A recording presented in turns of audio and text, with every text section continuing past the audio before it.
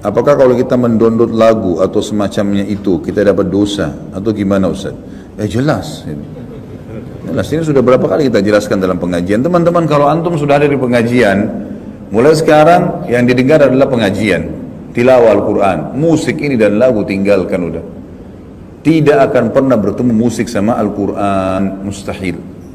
Mustahil teman-teman sekalian. Baik berat, coba lawan dulu. Pakai seminggu, 2 minggu rapi, berdoa sama Allah. Karena memang tidak bisa ketemu ini, tidak bisa ketemu teman-teman sekalian. Dan semua rata-rata ikhwah dan akhwat kita alhamdulillah yang sudah terapkan apa yang saya bilang ini, akhirnya mereka terapi meninggalkan, dan setelah mereka meninggalkan sebulan, 2 bulan, mereka sendiri berkata, sungguh kami tidak tahu Ustaz, dulu kenapa saya sekonyol itu ya, pakai beli uang banyak sekali, sampai ada yang Masya Allah rumahnya penuh, satu ruangan semua dengan DVD musik dan segalanya. Dia bilang sekarang justru setelah ikut pengajian dan saya tahu, saya alihkan dari pengajian ke pengajian, dari taklim ke taklim. Seperti teman-teman duduk di sini, rasa bertambah iman nggak? Saya tanya sekarang. Hah? Bertambah iman, baik. Kenapa nggak dilakukan setiap saat nih teman-teman sekalian? Kenapa nggak kembali ke mobil sebentar dengerin lagi, masuk apartemen dengar lagi ilmu, materi lain. Syaitan akan mengatakan, sudahlah, tadi kan sudah cukup, sekarang hiburan dengar dandut. A'udzubillahi minasyaitonirrajim. Enggak, saya mau materi lain. Imam Nawawi belajar teman-teman satu hari 12 kitab di 12 guru, gitu kan? Antum mesti satu hari itu dengar 12 materi berbeda. Dengarin ilmu, dari ilmu ke ilmu. Karena ilmu itu tidak akan menambah kecuali kepintaran, keimanan, kebaikan, ketinggian derajat, banyak manfaatnya. Musik itu akan membuat kalau sedih ya sedih, kalau senang ya senang, kalau kalimatnya jahat kita juga jahat juga. Ya begitu. Bukankah banyak musik-musik lagu-lagu orang non-muslim yang akhirnya saya buka pakaianmu, saya begini, saya begitu, bahasa yang tidak santun sekali. Kira-kira tidak berpengaruh pada orang? Berpengaruh pada orang itu. Berpengaruh gitu kan. Kata-kata, cacian dan seterusnya ini semua tidak ada manfaatnya teman-teman sekalian. Maka tidak bisa ketemu antara ini sama ini. Download mulai sekarang ceramah. Dari ceramah ke ceramah, ustadz ini ke ustadz ini, materi ini ke materi ini. Lalu susun dengan rapi, buat seperti kurikulum sendiri. Kalau saya pribadi sudah buat di web kita resmi itu memang web ini kita susun secara rapi. Ada kajian Minhajul Muslim, ada Bulughul Maram, ada dosa Al-Kabair, ada Riyadhus Shalihin, ada Mahkota Pengantin, ada serial sirah, ada serial sahabat, banyak, ada tablik akbar, ada khutbah Jumat. Semua bisa disusun secara sistematis, ikutin. Kayak kurikulum kuliah.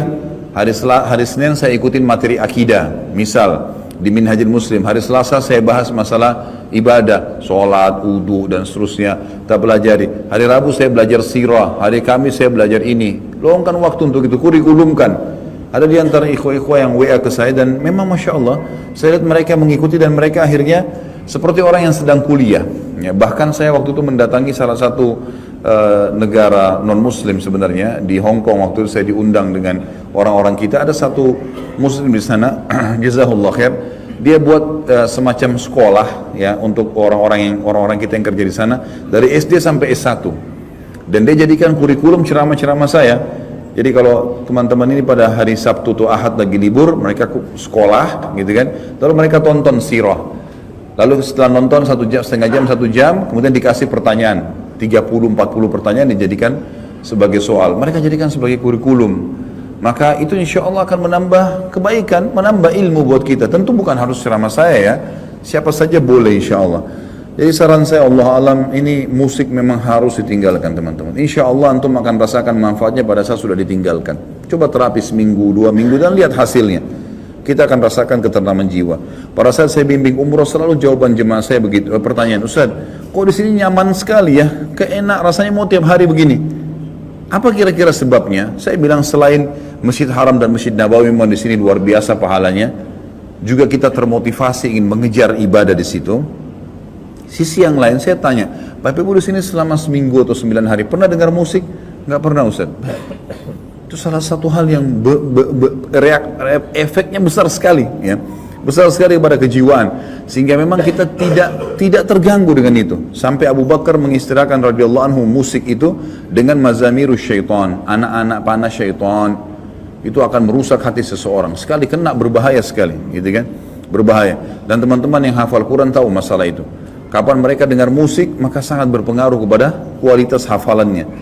Itu memang sudah umum. Jadi orang kalau hafal Quran yang paling pertama diingatkan dua hal. Jangan interaksi sama lawan jenis yang bukan mahram dan jangan dengar musik. Ada teman saya subhanallah hafal Quran 3 bulan. Dan kata kuncinya dia juhud, dia berusaha dan dia tinggalkan dua hal tadi. Nggak pernah interaksi sama lawan jenis, dia tinggal di gunung, di pesantren sana dihafal sama dia dan tidak pernah dengar musik selama 3 bulan hafal 30 juz. Dan Masya Allah sampai sekarang bertahan hafalan itu. Memang manfaatnya besar sekali, gitu kan? Jadi dari ceramah ke ceramah, dari Al-Quran ke Al-Quran, dan Al-Quran kalau didengarkan tilawah usahakan ikuti terjemahannya. Ya, seperti itulah, Allahu a'lam.